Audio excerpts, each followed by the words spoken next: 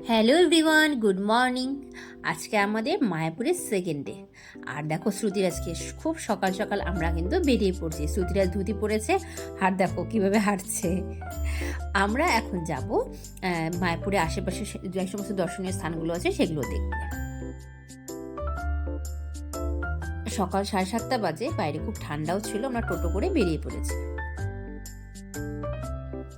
এখানকার টোটোগুলো না একটু অন্যরকম, মানে আমাদের এই সাইডে টোটো থেকে একটু আলাদা, মুখামুখি সিট নেই, মানে বাসে যেরকম সিট থাকে সেই টাইপের সিটগুলো। তারপরে একে একে সব জায়গাগুলোতে আমরা ঘুরতে গেলাম, কিন্তু ভেতরে তো যেহেতু ফটো অ্যালাউ নেই, মানে ক্যামেরা অ্যালাউ নেই, সেই জন্য তোমাদের সাথে শেয়ার করতে পারিনি। তারপরে চলে আসলাম, এটা হচ্ছে রাধা কুণ্ড। তো এখানে সবাই মালা পরিয়ে এটাকে প্রদক্ষিণ করে করে এখানে পুজো দেয়। তো আমি আর মা দুজনেই সেটা করলাম, এখানে মালা কিনলাম আর প্রদক্ষিণ করে পুজো দিলাম।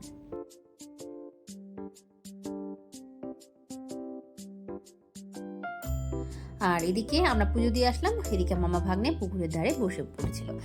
এই পুকুরটি হচ্ছে এই পুকুরটিতে অনেক মাছ আছে, ভীষণ বড় বড় মাছ। সবাই এখানে এই মাছগুলোতে খাওয়ায়, তা আমরাও খাবার কিনলাম, এখন মাছদেরকে খাওয়াবো। আর এই জলটা সবাই প্রণাম করে মাথায় দেয়, তো আমরাও সেই বুঝেই মাথায় দিয়ে নিলাম।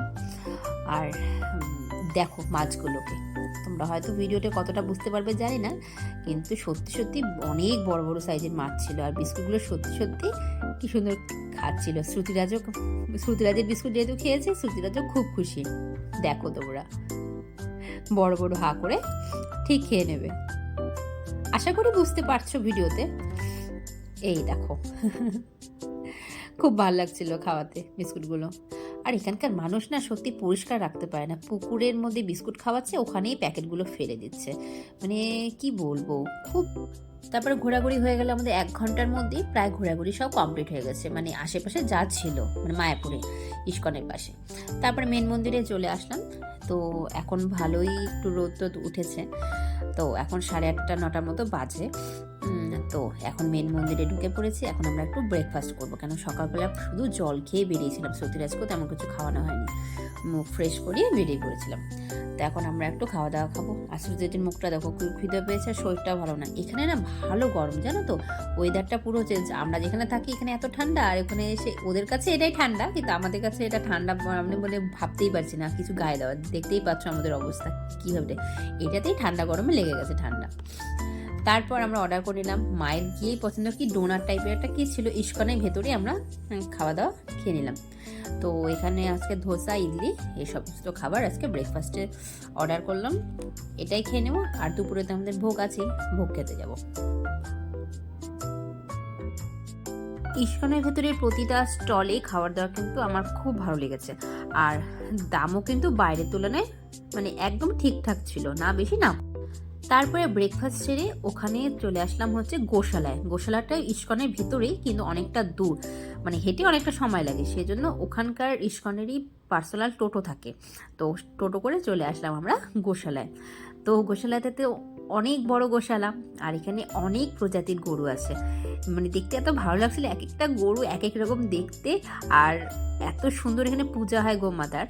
আর আর এখানকার তো দুধ ঘি বলো স্পেশাল হবেই। আর আমার এখানে সবাই প্রণাম করছিল, এনাদেরকে খাওয়াচ্ছিল, তো আমরাও খাওয়ালাম, প্রণাম করলাম সবাই মিলে। আর সত্যি সত্যি এই গরুগুলোকে দেখো কি সুন্দর দেখতে, ছোট্ট ছোট্ট মুখ, খুব ভালো লাগছিল।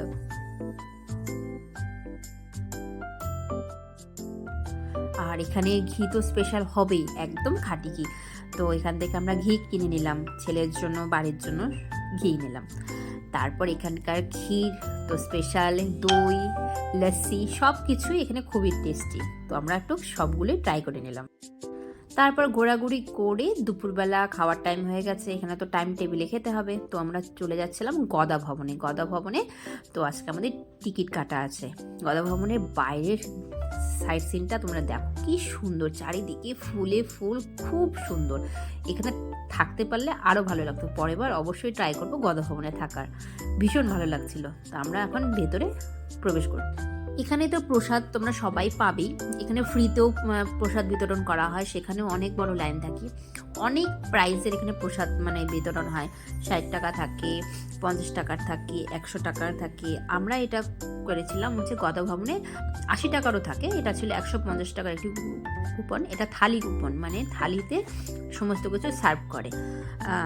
আর এখানে অ্যাম্বিয়েন্সটা ভীষণ ভালো লাগছিল, তাই দাদাভাই বলছিল চল এখানে আমরা আজকে প্রসাদটা খেয়ে নিই।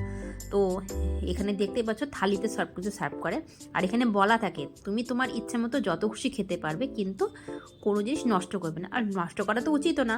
তো আমরা এখানে সবাই মিলে খেয়ে নিলাম।